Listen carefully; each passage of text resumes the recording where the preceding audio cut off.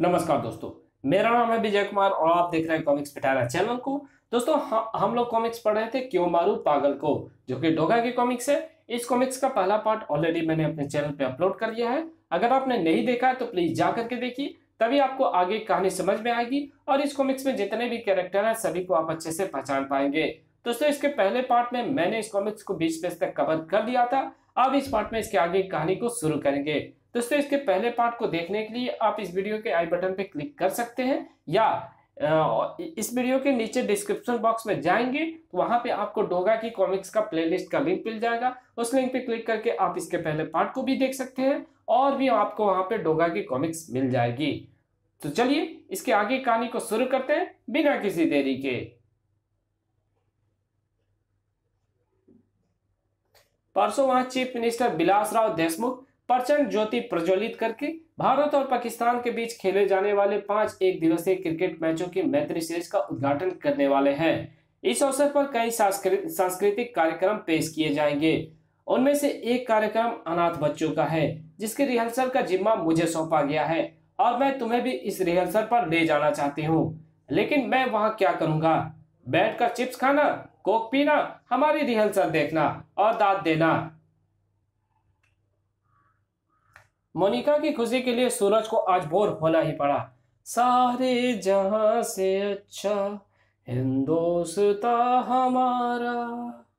वाह वाह मोनिका, रिहर्सल कितनी देर में पूरी होगी? 3 घंटों में।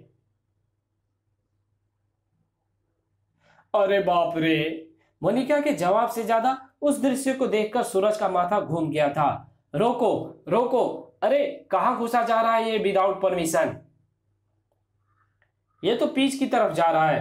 परसों से भारत पाक मैत्री सीरीज शुरू होने वाली है। कौन है ये आदमी जो एक्सकावेटर लेकर पिच की ओर जा रहा है?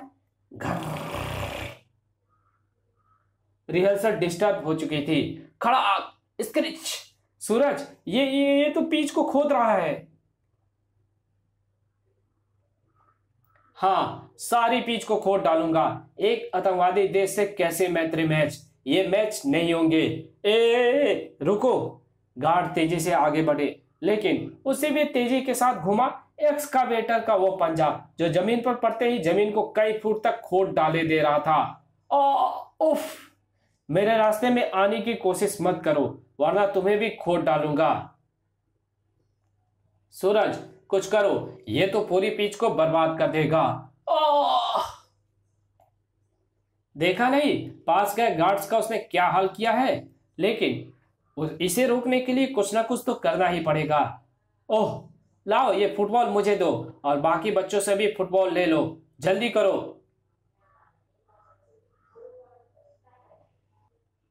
क्योंकि मुझे इस पर ताबड़तोड़ फुटबॉल अटैक करना है। सूरज, ये लो सारी फुटबॉल। जब मैं फुटबॉल खेलता था तो फुटबॉल किक से टकराकर सीधे गोल में जाती थी। आज वो प्रैक्टिस यहाँ काम आएगी। फर्क यह है कि वहां मैं गोल करता था, यहाँ इसका बिस्तर गोल करूंगा।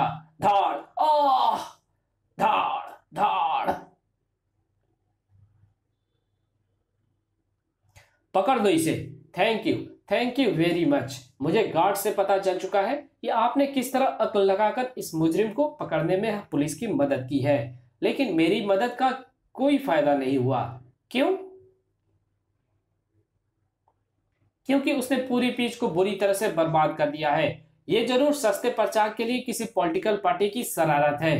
डोंट वरी मिस्टर, हम इस पिच को ठीक करने के लिए दिन रात एक कर देंगे। भारत पाक मैत्री सीरीज का उद्घाटन मैच इसी पिच पर होगा।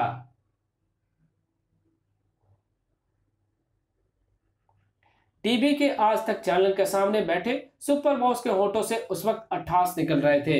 हर कोई इसे किसी पॉलिटिकल पार्टी की हरकत बता रहा है। जैसा मैंने सोचा था वैसा ही हो रहा है। इधर थाने के टॉर्चर रूम में, सर इसके चेहरे पर कोई हाव भाव नहीं आ रहे हैं। आएंगे शिंदे, आएंगे, थोड़ी देर बाद आएंगे। जब मेरा हाथ इसके हलक में जाएगा तो इसके चेहरे पर हाव भाव भी आएंगे और गले से आवाज भी आएगी। ये किसी को नहीं पता था, ये फाड़ के भी आने वाला है। डीके की कब्र इसी पुलिस स्टेशन में बना दूंगा।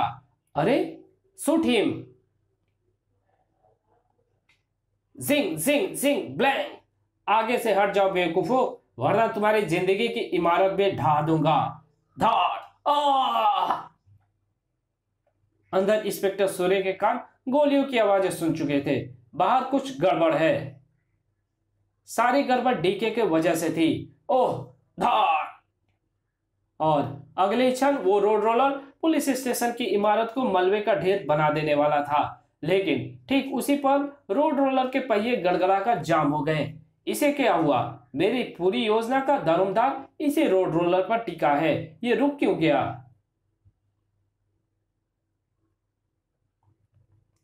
फाड़के बॉस, इधर देखो, ये रॉड किसने फंसा दी? डोगा की गोलियों ने उसके सीने को ऐसे फाड़ा था कि बेचारी चीखें भी बाहर ना आ पाई थी। चुम चुम चुम चुम। आ चुम। ज्यादा समय नहीं है मेरे पास, वरना वो काम नहीं कर पाऊंगा जो करने आया हूं। इंस्पेक्टर सूर्य और सिंधे के रिवॉल्वर एवं बाकी पुलिसियों के बंदूकें उनके हाथों में आ चुकी थी। बाहर कोई भारी गड़बड़ है, शायद उसकी वजह डीके जावेरी हो। बाहर की गड़बड़ तो खत्म हो चुकी थी, अब जो गड़बड़ थी वो अंदर कदम रख चुकी थी। आंसू गैस के गोले। उनकी आंखें ऐसे नीर बहाने लगी जैसे प्याज का रस आंखों में टपका दिया गया हो। उफ, आंसू गैस के गोले किसने फेंके हैं? कुछ गड़बड़ है, कहीं कोई डीके की तरफ तो नहीं बढ़ रहा? धड़। ये कुछ टूटने की आवाज है सर, लेकिन हम क्या करें सर, आंखें ही नहीं खुल रही। दीवार टूटी है और आवाज टॉर्चर रूम की ओर से ही आई है। कोई डीके की तरफ बढ़ रहा है। मगर डोगा की आंखें हर वक्त खुली रहती है। उन दीवारों को मैंने रोड रोलर से गिरा दिया है जो तुम्हें चीखने पर मजबूर करने के लिए कैद किए हुई थी। गु, गु, मगर अब तुम आजाद हो। तुम पर टॉर्चर के घाव डोगा कभी नहीं लगने देगा। इंस्पेक्टर सूर्य और सिंधे अपनी आंखें धो धोकर बड़ी मुश्किल से खुली रख पाने में सफल हो गए थे। फिर डीके गायब है। कोई रोड रोलर से दीवार तोड़कर उसको टॉर्चर रूम से निकाल ले गया है। वो और कोई नहीं होगा साहब, वो डोगा होगा। मैंने खुद उसे डीके को मारने आए वांटेड अपराधी फाड़के और उसके आदमियों को खत्म करते हुए देखा है। डोगा ही डीके को ले गया है साहब। मुंबई में डीके को ढूंढ पाना भूसे में से सुई ढूंढने के बराबर का था। डोगा, तुम इतनी रात के मेरे दरवाजे पर? मुझसे क्या काम है? और ये तुम्हारे कंधे पर ये तो डीके जावेरी है। ये तुम्हारे पास कहां से आ गया? अंदर कहां जा रहे हो? गू गू। दरवाजा बंद कर दो डॉक्टर भूतले। भूतले फौरन ही दरवाजा बंद करके पलटा। तुम चाहते क्या हो? डीके को यहां क्यों लाए हो? डीके को मैं पुलिस हिरासत से निकाल कर लाया हूं डॉक्टर भूतले। क्या? मैं पुलिस को फोन करता हूं। ऐसी गलती मत करना। कटा। लेकिन यह गैर कानूनी है। तुम इसे यहां क्यों लाए हो? तुम शहर के सबसे बड़े साइकेट्रिस्ट हो। मैं चाहता हूं कि तुम इसका इलाज करो। लेकिन इस पागल का इलाज तुम क्यों करवाना चाहते हो? क्या तुम नहीं जानते कि कितना खुखार अपराधी है? क्या तुम्हें यह नहीं पता कि अगर ये ठीक हो गया तो फिर कितनी ही और हत्याएं करेगा? डॉक्टर, इसलिए ही मैं इसे ठीक करवाना चाहता हूं। हत्याओं का सैकड़ा पूरा करने वाला ये दुर्दांत हत्यारा, ये खुखार मुजरिम आज पागल हो गया है और डोगा की गोली उस पागल की जान नहीं ले सकती जिसे यही नहीं पता हो कि डोगा ने अपनी गोली उसके नाम क्यों कर दी है। वैसे तो मैं इसकी जांच कर चुका हूं, इसके ठीक होने के चांसेस नहीं है, लेकिन मैं अपनी ओर से एक कोशिश और करता हूं। मैं फिर आऊंगा। डोगा बाहर निकला। घर। उफ उफ। सावधान रहना, कुछ भी गड़बड़ हो तो मुझे फौरन सूचित करना। उफ। घर। अब मैं एक बार वानखड़े स्टेडियम का चक्कर लगाकर आता हूं, कहीं कोई रात का फायदा उठाकर वहां कोई और गड़बड़ करने की चेष्टा ना करे। गड़बड़ तो सचमुच होने वाली थी। ओह, ये क्या? शॉर्ट सर्किट से पहले एकाएक फ्लड लाइट्स बहुत तेजी के साथ चमकी थी। इसका सीधा सा मतलब यह हुआ कि स्टेडियम को दी जाने वाली बिजली में वोल्टेज अचानक कई गुना बढ़ गई है। स्टेडियम के अंदर जबरदस्त आतिशबाजी हो रही थी। ओह गॉड, इतनी तेज वोल्टेज कहां से आई? स्टेडियम के पावर हाउस से कांटेक्ट करो। पावर हाउस से पहले ही किसी और का कांटेक्ट हो चुका था। और वोल्टेज बजाओ, और वोल्टेज बढ़ाओ। मैं चाहता हूं कि स्टेडियम की पूरी वायरिंग फूक जाए। स्टेडियम में कोई भी बल्ब मोमबत्ती लायक रोशनी भी देने के लायक न रहे। तब मैं देखूंगा कि डे नाइट मैत्री मैच कैसे होता है। मैत्री मैचों से अगर मैत्री मैचों से अगर दो देशों में दोस्ती के रिश्ते कायम होते हैं तो उससे तुझे क्या इतराज है शैतान? बता, कौन है वो लोग जो इन मैत्री मैचों के खिलाफ है? क्योंकि तुझसे पहले भी पीछ खोदकर एक व्यक्ति अपना रोष प्रकट कर चुका है। मेरे जैसे देशभक्तों की यहाँ कमी नहीं है लोगा। इस मैत्री मैच का विरोध करके हमने कोई गैर कानूनी हरकत नहीं कर रहे हैं। हमारे पास इन मैचों को विरोध करने के लिए दूसरा कोई रास्ता नहीं है। लेकिन तुम्हारी तरह विरोध करने वालों के पास स्टेन गने नहीं आ जाती। स्टेन गने तो मुंबई में ब्रेड की तरह मिलती है डोगा। अपने अभियान की सफलता के लिए भयभीत करने के लिए हमने भी 1500 रुपए में खरीदी है। आज तुमने इसका प्रयोग विरोध प्रकट करने के लिए डराने में किया है, कल कत्ल करने के लिए करोगे। आज के बाद किसी को स्टेन गन 1500 रुपए में नहीं मिलेगी। उसे वो उसकी जान की कीमत पर मिलेगी। तुम्हारी लाश डोगा का ये संदेश हर मुजरिम तक पहुंचा देगी। उस दृश्य को देखता हुआ सुपरबॉस अपनी कार को आगे बढ़ा चुका था। पहला भाड़े का टट्टू पकड़ा गया और डोगा ने मेरे भाड़े के दूसरे टट्टू को मार डाला। लेकिन मेरा काम तो हो ही चुका है। अब स्टेडियम की फूकी और जली हुई वायरिंग बदलने में कम से कम 1 सप्ताह का समय तो लगेगा ही, जबकि चीफ मिनिस्टर का उद्घाटन कल शाम को करना है। वो रात तेजी से गुजर गई थी। इधर जग्गन राव ने एन वक्त पर डीके को डोगा द्वारा कहीं गायब कर देने से परेशान था।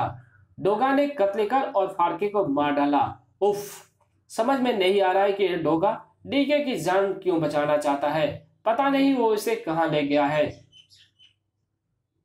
मुंबई के वानखेड़े स्टेडियम में गड़बड़ियों का दौर जारी। पिच खोदने के बाद अब दूसरा हमला स्टेडियम की विद्युत सप्लाई पर। वोल्टेज बढ़ने से स्टेडियम की वायरिंग फूकी। अब उद्घाटन दामोदर राव स्टेडियम में होगा। ये क्या? ये तो ठीक वैसा ही हो रहा है जैसा हमने डीके के पागल होने से पहले प्लान किया था।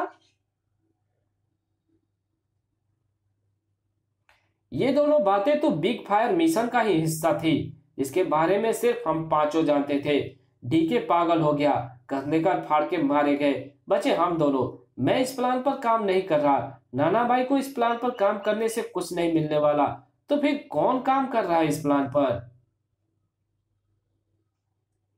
जग्गन राव के मस्तिष्क में एक इनाम गूंजा।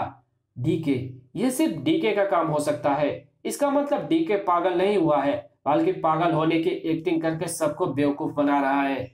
मुझे एक खबर नाना भाई को देनी चाहिए कि बिग फायर मिशन पर अभी भी काम जारी है।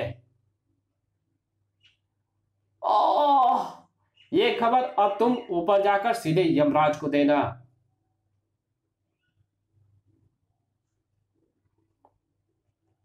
दूसरी ओर नाना भाई के मोबाइल फोन की घंटी बज चुकी थी। नाना भाई फोन के डिस्प्ले पर जग्गन का नंबर देख चुका था। हेलो हेलो जग्गन, क्या हुआ? तुम बोलते क्यों नहीं? हेलो। नाना भाई ने कार का रुख जग्गन के घर की ओर कर दिया। जग्गन, जग्गन। ओह नो, जग्गन, उफ, तुम भी मारे गए? किसने मारा इसे? क्या इसे भी डोगा ने? लेकिन डोगा फोन करते आदमी की पीठ पर गोली नहीं मार सकता। ये काम किसी और का है। अब कैसे पता चलेगा कि जग्गन मुझे क्या बताना चाहता था? ये अखबार जग्गन राव ने क्यों दबोचा रखा है? जग्गन राव ने इन दोनों खबरों पर पेन से मार्क क्यों कर रखा है? ओह, शायद जग्गन राव मुझे फोन पर यही बताना चाहता था। ओह ओह, ये खबरें तो ये तो बिग फायर मिशन का स्टेप है। इसका मतलब डीके जावेरी उर्फ माइकल पागल नहीं है। वो लोगों की आंखों में धूल झोंक रहा है। मैं उसका बिग फायर मिशन पूरा नहीं होने दूंगा। मैं उसे अपने हाथों से खत्म करूंगा। मगर ये कैसे पता लगे कि डोगा उसे कहाँ ले गया है? ये तो तय है कि डोगा उसे हर वक्त अपने साथ नहीं रखे होगा। वो उसे कहाँ रख सकता है? शायद किसी किसी अच्छे साइकेट्रिस्ट के पास। ओह हाँ, शायद वो उसे ठीक करके मारना चाहता है। मगर वो साइकेट्रिस्ट कौन हो सकता है? शायद शहर का सबसे बड़ा साइकेट्रिस्ट डॉक्टर भुतले। शायद मुझे डीके वहीं पर मिलेगा। वहां नहीं मिलेगा तो मैं फिर किसी दूसरे साइकेट्रिस्ट का पता लगाऊंगा। नाना भाई अपनी सोचों की कसौटी पर खड़ा उतरा था। मिल गया, मुझे डीके मिल गया।